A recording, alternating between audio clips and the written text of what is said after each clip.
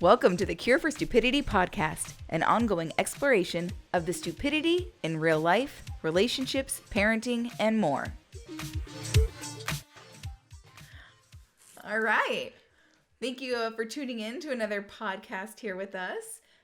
For those who are tuning in on Facebook video or the YouTube channel, as opposed to just listening to the podcast, if you are just listening to the podcast, you can see what we look like by watching. We also do a video every week when we record the podcast, so that's on Facebook and also on our YouTube channel. What's the handle on YouTube? Eric M. Bailey. Okay. Yeah, so that's easy enough.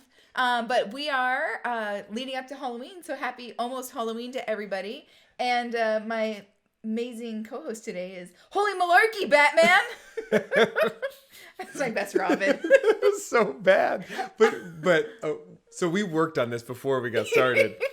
And that was probably the best one you've done. So that was really good. Because I'm really not a Robin. I'm more of a Batman. You're more the Batman. I'm more like Joker.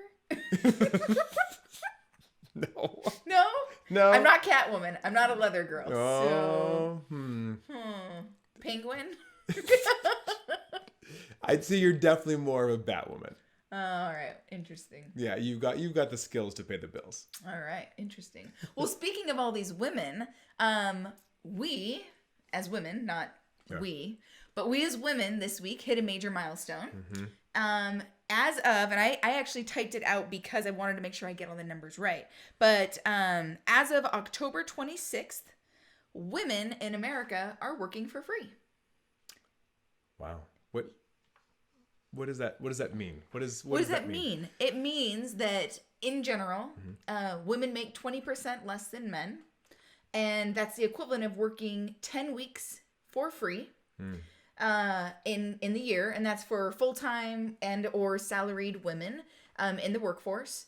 And that means that if we get 10 weeks free as of October 26th at midnight, we don't get paid anymore for the rest of the year. Women do not get paid for the rest of the year, despite being, working full-time just like their counterparts. Mm-hmm. Yeah. That's one of those things when you first hear it, it's like, nah, but then that's real. I mean, if you were to put it in those frameworks, in that framework, it's pretty stark. Yeah. And I think the hardest thing when I was writing down the numbers is that's for white women and white men. And it's even worse for women of color. Mm-hmm. So for women of color, the gap is even wider. And that means that Black women earn 65.3% of white men, and Hispanic women earn 57.6%. Wow. And that right there hurts. Yeah. Those numbers are just staggering. When you were talking to me about this earlier before we got started, I understand the statistics and I understand like 80%, 50%, 60%. Those are big gaps. But it's hard for me to really conceptualize that in real money terms. And so kind of being an Excel geek, I actually plugged it in. And let's say, a man or woman started at the age of 25, right out of college, the man earned $50,000. The woman earned 20% less at $40,000. And, it's not just the starting salary because all of your raises are percentage raises. Mm-hmm. So 3% cost of living off of $50,000 becomes a lot more than a 3% off of $40,000. Yeah, the snowball happens a lot faster. Yeah, and I worked it out that over the course of an entire career, like a 40-year career, the total lifetime earnings is over $1 million different. Wow. Just from that $50,000 starting salary. And it's like, I think for at least for me, I look at that and I say that's not fair. Mm-hmm. That's not right. Yeah. And I think that it's so easy to just say it's a statistic, whatever. Mm. Or honestly, one thing I hear a lot of people do is to say, yeah, but, and they have a single anecdote that is counter the statistic. Well, the thing about generalized statistics is that yes, there's outliers in every direction. Yeah. So that one anecdote is not going to dispel the reality of what's going on. And the disparity at 20%, it's been that number for around 18 years. Wow. 18 years is around a time frame that we've been looking at. It's bounced between like 80 and 83%. There have been, in the last year to two, some changes. Yeah. But when you look over the entire workforce, the trends are still in there. The numbers are still in there. And for the last, 15, 16, whatever years it's been, you're looking at between 80 and 83% less for women. And as of October 26th, we're done getting paid. Wow. And like when I think about it in that format, I'm like, okay, so leading into the holidays, I get no paychecks for November and December. Yeah. Okay, no, let's flip it. Okay, so after the holidays, January and February, I get no paychecks. Like no matter how you look at it, it's just like 2 full months plus, some change of no paychecks compared to their male counterparts. Same education, same qualifications, same everything. They equate, for all of that and or equalize for all of that and still 80%. Yeah. That sucks. It does. And it's not right. And so it's like, well, what do we do? What do we do? And I think one thing that we see a lot is, as we're talking about context and we're talking about empathy over the last couple of weeks, I think one of the easiest things to do is just say, oh, well, that's too bad. Or we have sympathy for it. It's like, oh, that statistic is hard to say out loud, hard to hear, but then nothing happens. And honestly, one of the things that we, all of us can do is what we talked about last week, which is discussing money, right? And I think that in a world where 52% of the population is making 20% less and no one talks about salary, well, all of a sudden, no one knows that women are making less. No one will know that it's an issue. And that's the thing that's very, very interesting that I feel like repeatedly comes up for us is bringing stuff into the light. Stuff that lives in the shadows tends to benefit one party against the other. Right. And when you told me about that company last week where everybody can see everybody's pay, it gives accountability. It gives visibility and accountability, and it helps bridge that gap that exists. And it's here in the United States. It is prevalent, and it has been for over 15 years. When do we and how do we change it? How do we stop it? And we're making some strides right now. And just like the snowball effect for men of those 3% raises, every year, if not more, that's what we need right now is we need the snowball the opposite direction to close that gap and to bring it in to where it's purely based on experience, education, the actual merits of the individual and nothing more. Right. And the crazy thing is, I do, as we're doing a lot of work with organizations on race and racism, we bring up this psychology study that was done where they had the 2 resumes, one with Greg, one with Jamal. They actually did it also with male, female, and it was the same thing. Resumes with a female name, they got fewer callbacks. They got lower starting salaries. It was the same issue. And so what they started to realize is that we carry what they call proxies for expertise. And so what that means is that because we're trying to decide really, really quickly who's going to be the best person for the job. Yeah. And so people rely on proxies for expertise. And some of the things they do is height. Taller people are seen as more of an expert than shorter people. Gregarious personality or extroverted personality are seen as more experts than those. So people who speak with confidence and they say what they mean and whatever, there's like, if you were to say who has more expertise, they would say that person does. The same thing happens with males versus females. People will assume that the male is more of an expert than the female. They will assume that the white person is more of an expert than the black person. And it just keeps going on and on. And if we keep reinforcing those stereotypes by not hiring people to these positions, then that snowball gap is just going to continue to grow. Yeah. And we've talked about apathy and empathy. And I've heard apathy my whole life. And really, it's not until I really start to think about how deep apathy goes that I'm kind of surprised.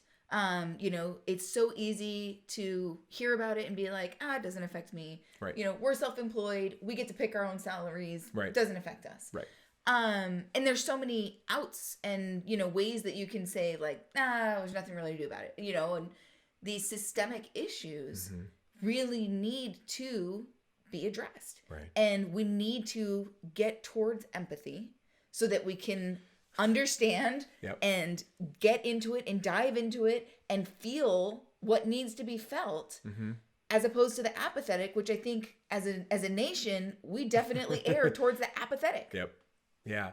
The interesting thing you said, as you say that, I'm sitting here thinking, so we're listening to this podcast put on by the folks that did Serial called, what's it called? Nice White Parents. Nice White Parents. It's an amazing look into the New York City school system. It's a wonderful, wonderful podcast. And so the whole time we're listening to it, what I'm thinking is, so it's about integration. It's about school system, the education gap, the achievement gap, all this stuff. And what I keep thinking is, what is the incentive for the middle-class white parent to go to an integrated school? Yeah. What is the incentive to fight for integration? Because integration helps the minority families and the minority children's education, but what's the benefit? What is the incentive? What's in it for me? What's in it for me? Right. And so I think that same thing about the pay gap is, what is the incentive for those that are benefiting from the pay gap to address or even acknowledge that pay gap? Yeah. And that's where empathy becomes so important, because it doesn't need to be about me as a man. I'm just going to represent, right? As a man, it doesn't need to be about me, but through empathy, I can say, if I were in your shoes, that wouldn't be okay. I can imagine, I can get inside of that feeling, that suffering, and say, okay, this is not okay. How can I help? And as a parent, this is going to happen if you have a daughter, like when my daughter enters the workforce. Yes.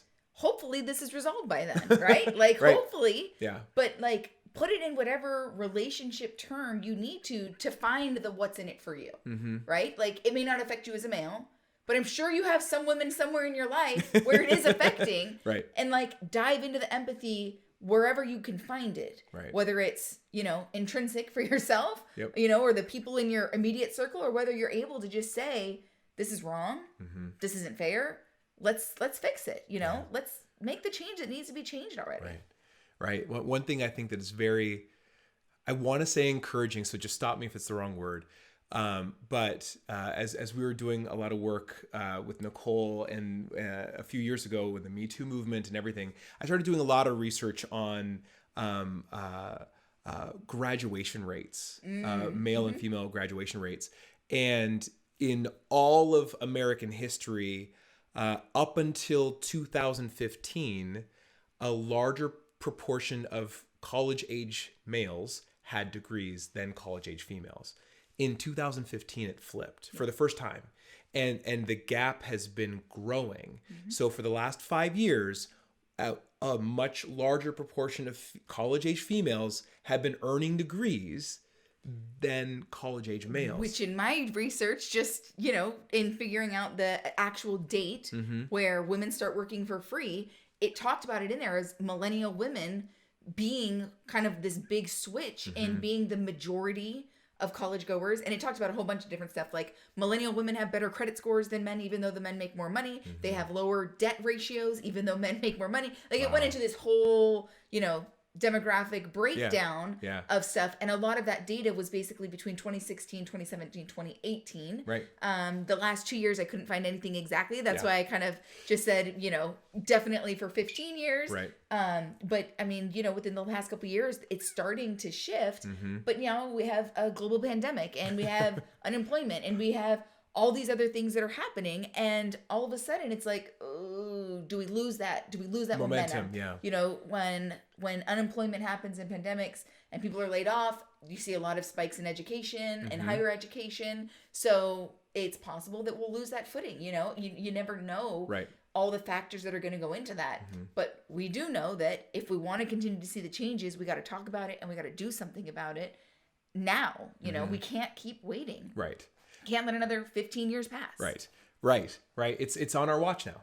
Right. It's on our watch. If you are actively in the workforce, you're actively in a leadership management position, it's on our watch, right? It's no longer time to say, what didn't they do? It's what are we doing? And that's a really powerful frame shift. You know, we do a lot of coaching of HR teams and hiring managers and leaders, and the one response I get very frequently, not all the time, but very frequently is, well, shouldn't you just hire the best person? Yeah. And it's like, I of course, but how do you know? Yeah. Like you, as a hiring manager, hiring process is so difficult. It's so difficult, and the thing is, it is actually impossible to know, because you only know if someone does a good job once they're doing the job. Once they're doing the job. So if you're comparing 10 people, only one of them you get to see if they do a good job or not. All of the other ones you don't get to see, which means you can't compare them to the one you hired. And so there's no way to know if you've hired the right person or the best candidate. Implicit bias, I mean, really is what's coming into play here.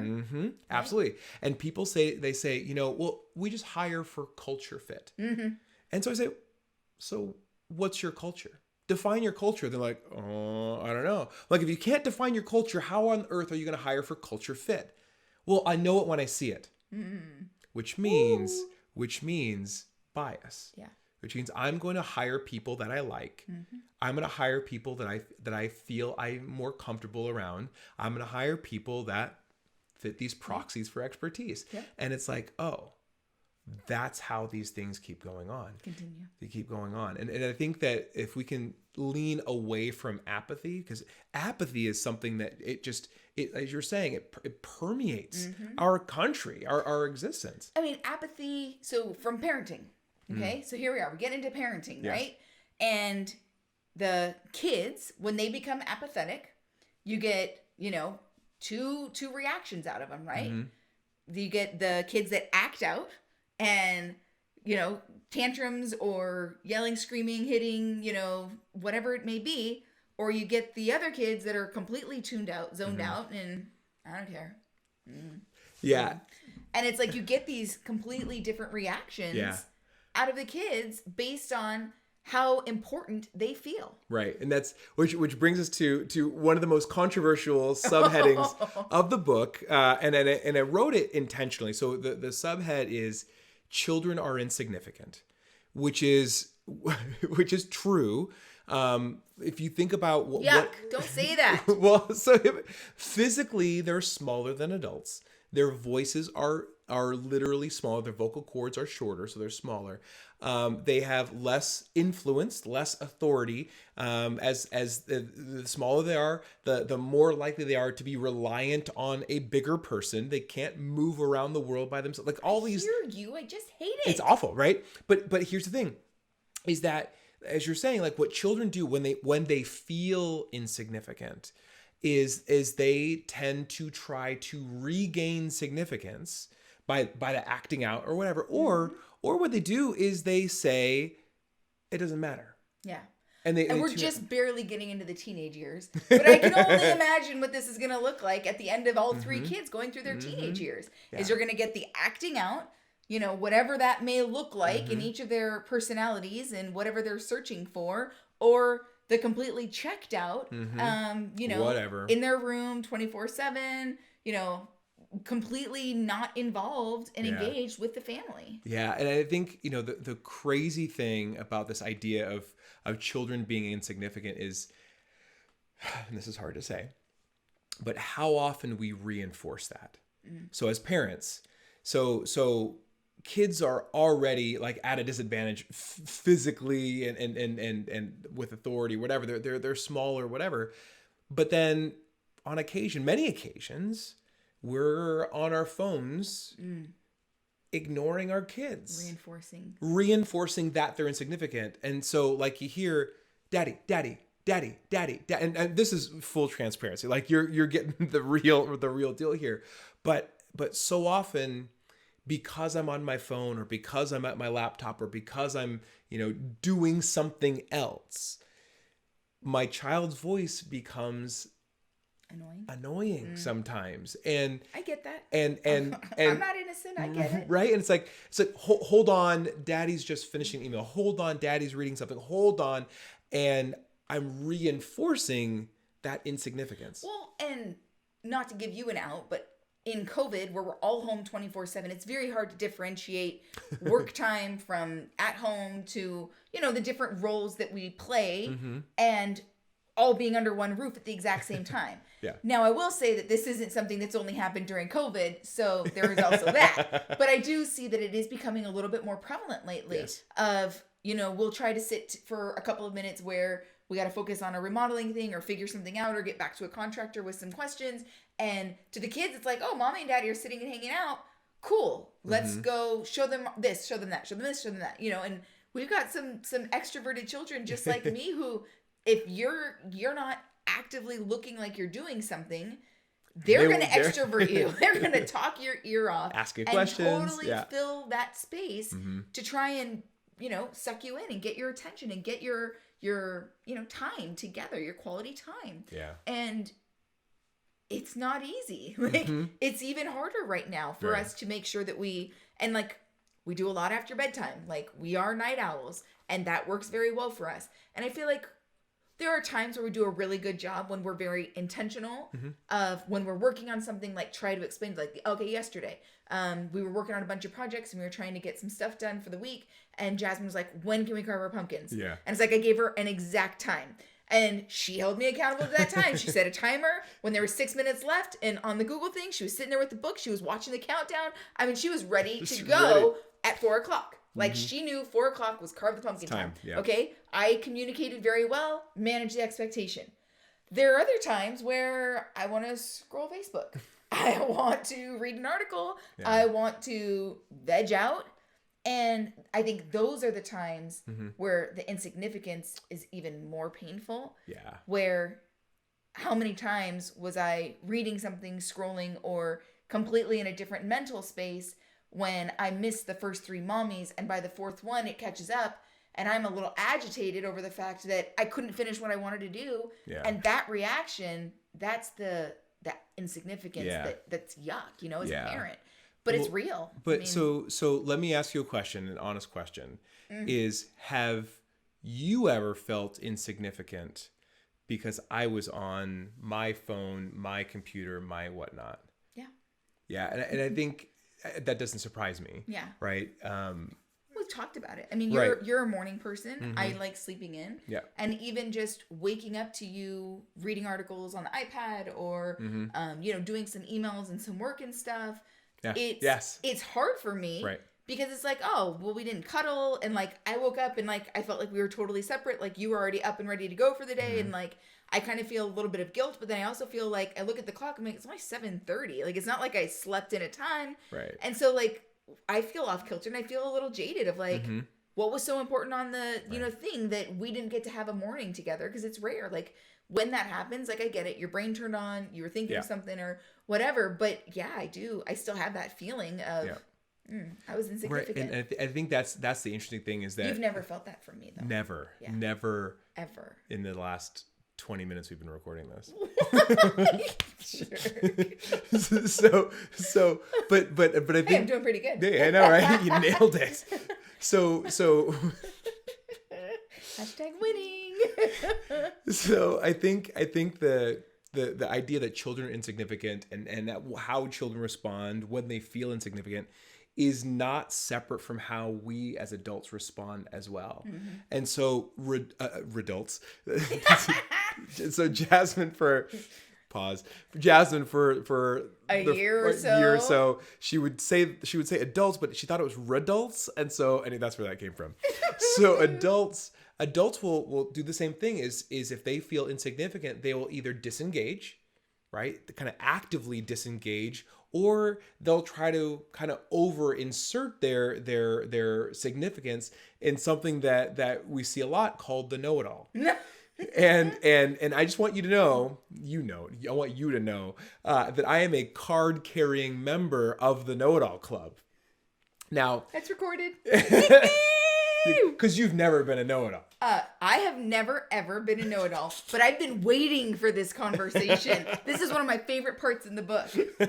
So the know-it-all, and so what I say is I'm a recovering know-it-all. Uh-huh. So I'm always in the process of recovery. So it makes you feel better. I'm aware of it. I'm aware of it, and I'm trying to get better at it, because when I started to think about what is a know-it-all, kind of to remove myself from it, what is a know-it-all? Well, a know-it-all is really someone that is trying to be significant in as many areas as they can. So if you tell a fact that is novel to me, I will have this twinge of, yeah, I know.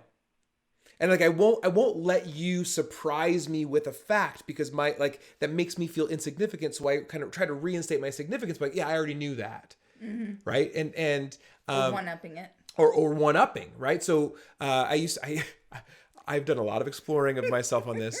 But like if someone at work tells a story, I will very often hear their story, and I'm a good active listener, so I'm nodding and I'm ahhing the whole way through. I'm not a good listener. No, you are not. And so, but what I do is afterwards, I will then tell a related story after, maybe a bigger story, or someone says, "Oh, I went on a cruise." Like, "Oh, that's so fun." When I went on my cruise, and I kind of build on it, and really, and this is the hardest realization I have had as a know-it-all is, what I'm trying to do is I'm trying to win.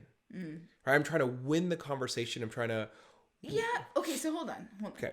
Because there are times where that can just build rapport. For sure. There are times where it can be like, I've been on a cruise too. We have a shared experience. But what's the difference? The difference is you tell me about a cruise you went on. I say, "Oh my gosh, I went on a cruise too. What was it like for you?"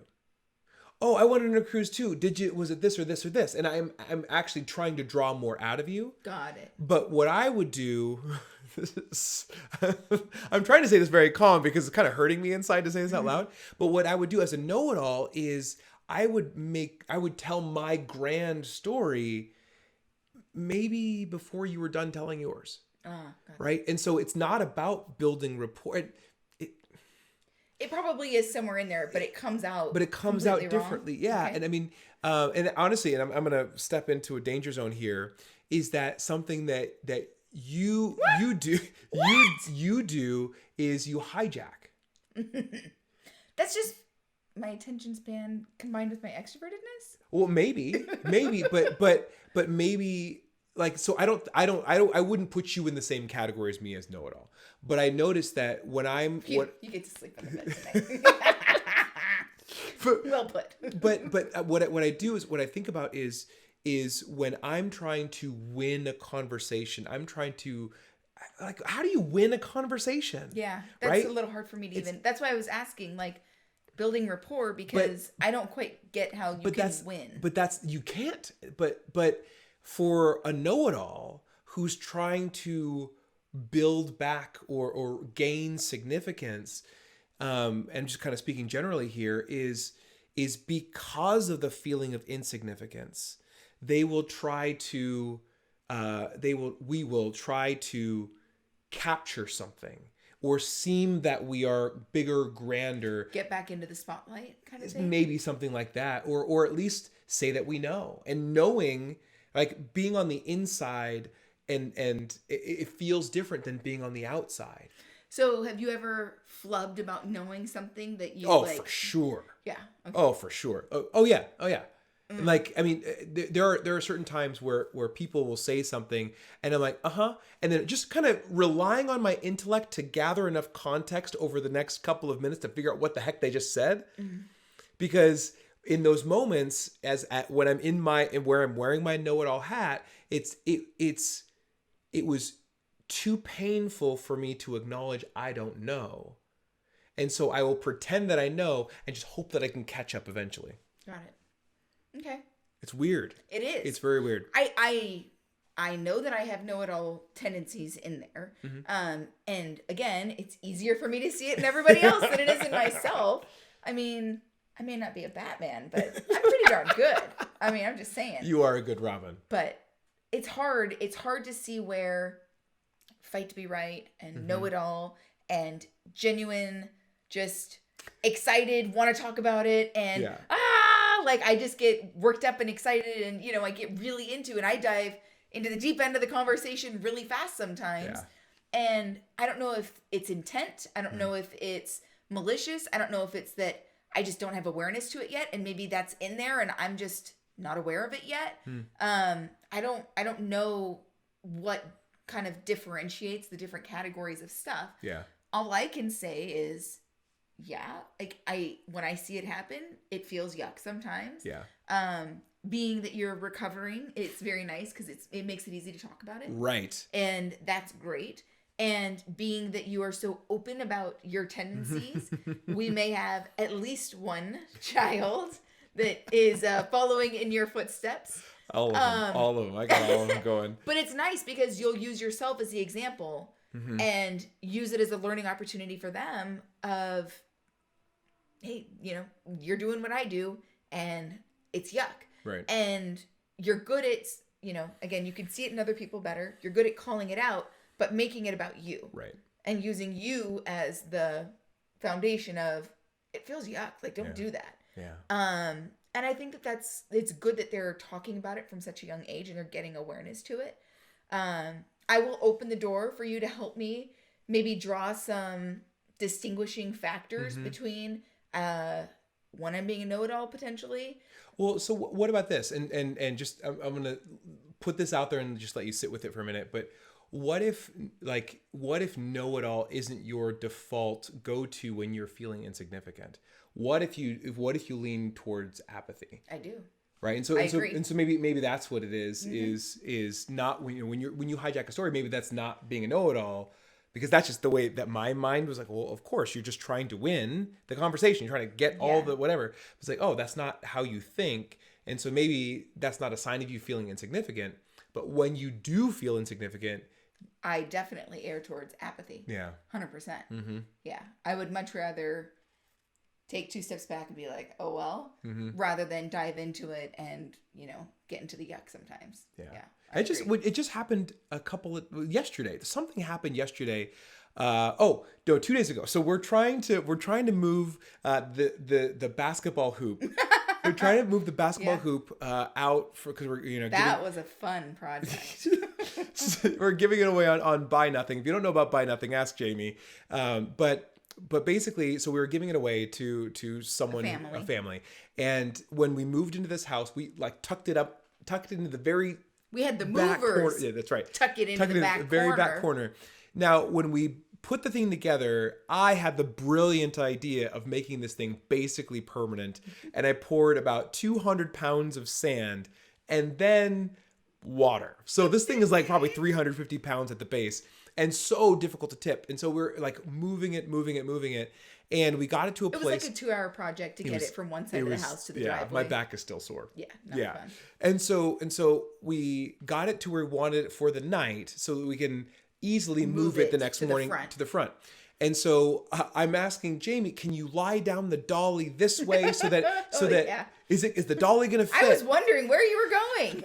And so it's a big story. Yeah. And so anyway, Jamie's like, just you do it. Just you do it. I'm like, no. I'm holding the 350-pound thing. I need you to tell me. For whatever reason, the way I was communicating it wasn't making it into what you were seeing. Yeah. And I still don't think that I know exactly what you wanted, but I felt like you just kind of conceded and you were like, it's good enough. No, that you did. It was exactly right. But what your reaction was like, whatever. Yeah. And it was like, I was whatever. Like, let me hold the pole. Yeah. I will hold 350 freaking pounds. Do the dolly. I can't handle this. Yeah, 100%. I was like, done. Yeah. Stop repeating the instructions. I don't get it. No, but I think that might be right. So in that moment, if I don't know if you're feeling insignificant or whatever. Maybe it was your know-it-all though that needed to probably explain. Oh, for sure.